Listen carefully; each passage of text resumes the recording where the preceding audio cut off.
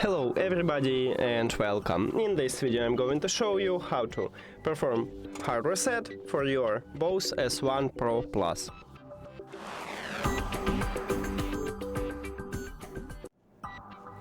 To perform a hard reset, we need to press and hold at the power button for at least 10 seconds until this LED light is turned off.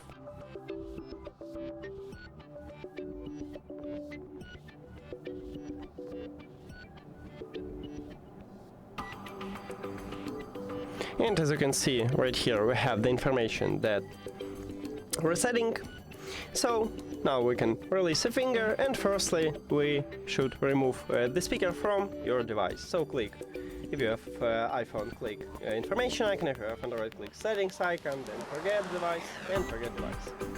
If you have Android, also click pair new device, and after a hard reset we need to press and hold at the Bluetooth button to enter pairing mode. And now tap on your device at the device list. And we did it!